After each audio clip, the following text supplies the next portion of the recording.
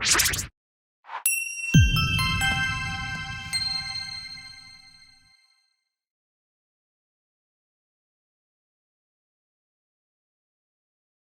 adik-adik, salam Kuiper. Senang sekali saya Victor Piawai bisa kembali menjumpai adik-adik dalam Kuiper video kali ini. Hari ini kita akan membahas mengenai satu judul yang menjadi materi favorit tidak hanya di ujian nasional adik-adik, tapi juga di SBMPTN maupun ujian mandiri. Materi ini merupakan materi hitungan, tapi adik-adik jangan langsung lemes ya kalau sudah ketemu kata hitungan, karena materi ini kalau kita pelajari konsep dasarnya sejak awal, kemudian kita pahami makna dari setiap bab yang akan kita pelajari, saya yakin dan percaya kalian pasti akan mampu menguasai materi ini dengan sangat baik. Untuk itu adik-adik, mari persiapkan diri kita untuk kita menerima pembelajaran pada hari ini, yaitu judulnya adalah elastisitas. Nah, buat kalian yang sudah pernah mungkin mendengar istilah elastisitas, ya, materi elastisitas ini tidak hanya ada pada pelajaran fisika, ya, karena di fisika juga ada elastisitas.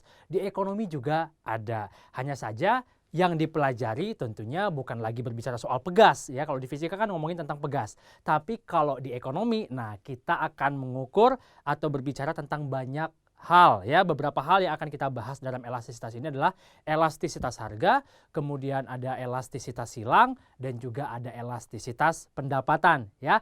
Nah, untuk yang pertama ini kita akan coba memahami tentang apa sih yang dimaksud dengan elastisitas harga, ya. Jadi elastisitas harga, oke, yang akan kita bahas nanti adalah permintaan dan penawaran. Tapi sebelum ke sana, nah kita coba cari tahu dulu apa sih sebenarnya pengertian dari elastisitas ini, gitu ya. Nah, elastisitas, nah mungkin kalau adik-adik mendengar kata ini terbayang mungkin ke beberapa istilah atau makna kata-kata yang mungkin sudah pernah kalian dengar. Intinya elastisitas itu tujuannya adalah atau arahannya adalah kita mengukur tentang kepekaan. Wah, kalau udah ngomongin soal kepekaan, biasanya anak-anak muda sekarang sudah mulai ngerti ya. Biasanya kita kalau misalnya pengen tahu orang itu suka sama kita atau enggak, kita kan kasih kode, gitu ya, kita kode, misalnya kita kirim BBM, ternyata dia respon. Nah, berarti itu kita ngomongin tentang kepekaan respon kita atau tindakan kita terhadap respon manusia. Nah, dalam ekonomi juga kurang lebih seperti itu. Ketika nanti kita membahas tentang elastisitas permintaan dan penawaran, nah kita ke permintaan dulu. Untuk permintaan ada dua variabel adik-adik. Ada harga dan juga ada kuantitas. Di hukum permintaan kita juga sudah bahas, ketika harga suatu barang naik, maka permintaan barang tersebut cenderung mengalami penurunan, ceteris paribus. Sebaliknya ketika harganya turun, permintaannya kan naik. Nah, jadi kalau kita kaitkan makna elastisitas tadi dengan ilustrasi tadi, ada orang suka nih, dia kasih kode kirim BBM misalnya atau kirim pesan gitu ya. Nah, si orang yang dia suka ini responnya gimana? Nah, jadi kalau kita kaitkan dengan ilustrasi yang tadi, yang disebut dengan elastisitas permintaan adalah kita akan mengukur ya seberapa besar sih jumlah barang yang diminta itu berubah akibat harga barang itu berubah. Nah, oke, jadi sekali lagi, elastisitas permintaan artinya adalah untuk mengukur atau mengetahui seberapa besar jumlah barang yang diminta itu mengalami perubahan akibat harga barang yang bersangkutan atau harga barang yang diminta itu mengalami perubahan, ya. Sebaliknya, ketika kita berbicara mengenai elastisitas penawaran, berarti kita berpikir sebagai seorang produsen. Karena kan penawaran itu kan dari sisi produsen ya. Nah, berarti elastisitas penawaran itu artinya adalah seberapa besar jumlah barang yang ditawarkan itu nanti akan berubah kalau misalnya harga barang yang ditawarkan itu juga berubah. Jadi kita ngomongin antara P dan Q ya. Price dan quantity atau harga dan kuantitas barang. Kalau harga berubah sekian, jumlah barang yang diminta atau yang ditawarkan berubahnya gimana ya? Nah, itu adalah kurang lebih makna dari yang namanya elastisitas harga ya. Karena nanti ada elastisitas silang, itu beda lagi nanti topiknya. Kalau elastisitas pendapatan juga nanti beda lagi. Tapi untuk elastisitas harga, kita ngomongin dua, yaitu permintaan dan juga penawaran.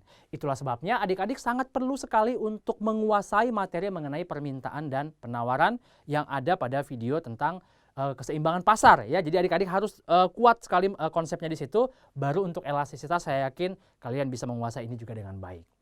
Oke. Nah, tadi Kakak sudah sampaikan bahwa yang namanya elastisitas itu kita kebanyakan nanti soal-soal yang kita hadapi biasanya sebagian besar bentuknya adalah hitungan. Nah, kalau sudah hitungan kan pasti ada rumus. Nah, untuk mengetahui berapakah nilai atau angka elastisitas harga, ada rumus yang digunakan adik-adik ya. Rumusnya adalah, perhatikan ini, E. E itu artinya adalah elastisitas. E, lalu di sini ada P. P itu adalah price atau harga. Lalu ada Q. Q itu adalah quantity atau kuantitas. Kemudian ada delta Q, itu adalah perubahan jumlah barang yang diminta atau yang ditawarkan. Atau kalau dalam bentuk rumus, delta Q ini sama dengan selisih antara Q2 dan Q1. Ya, atau Q2 min Q1 boleh. Intinya selisih antara kuantitas yang baru dengan kuantitas yang lama. Oke. Sementara delta P itu juga selisih. Yang namanya delta itu pasti selisih atau besarnya perubahan. Ya. Ini adalah selisih perubahan harga atau rumusnya adalah P2 min P1.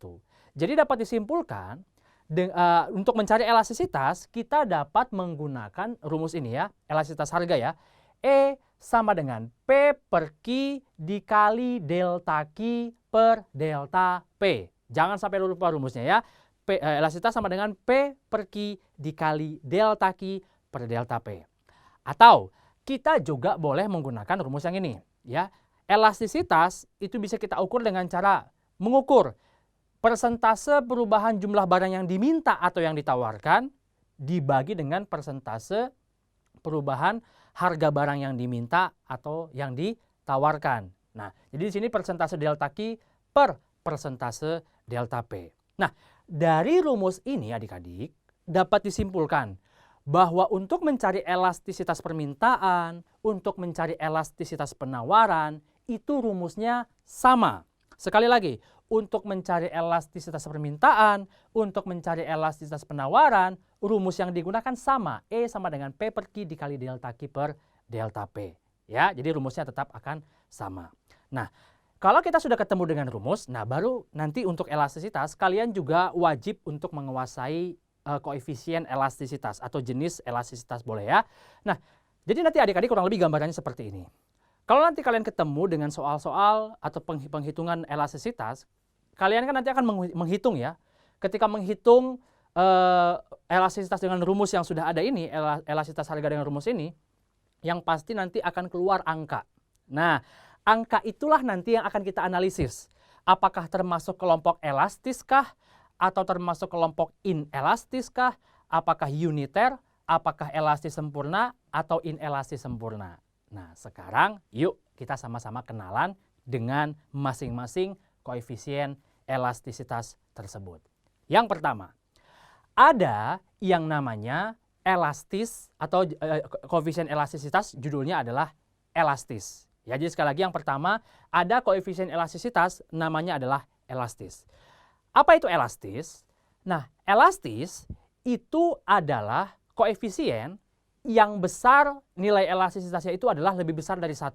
Jadi gini, ketika nanti kalian menghitung dengan rumus, lalu ketemu angka, angkanya lebih besar dari 1, berarti itu disebut sebagai barang elastis. Nah, itu dia. Karena kan di sini kita ngomongin tentang berapa besar jumlah barang yang diminta atau yang ditawarkan berubah akibat harganya berubah. Jadi kita ketika menghitung elastisitas, kita akan ketemu dengan jenis-jenis barang nanti. Yang pertama, kalau dia barangnya elastis, E-nya lebih besar dari 1. Nah, perhatikan untuk kurvanya adik-adik ya. Untuk kurva permintaan yang elastis dan kurva penawaran yang elastis, dia bentuknya landai. Ya, jadi sekali lagi, ini bentuk yang seperti ini bentuknya landai adik-adik. Ya, kenapa kakak tekankan istilah landai? Karena ternyata ketika kalian nanti ya di kelas 12 lalu ingin masuk ke perguruan tinggi negeri, di beberapa soal ujian mandiri masuk di SIMAK UI, UTUL UGM, SBMPTN, itu pernah keluar soal-soal untuk elastisitas yang ditanyakan itu bukan gambar, tapi justru kalimatnya. Kurang lebih pertanyaan seperti ini.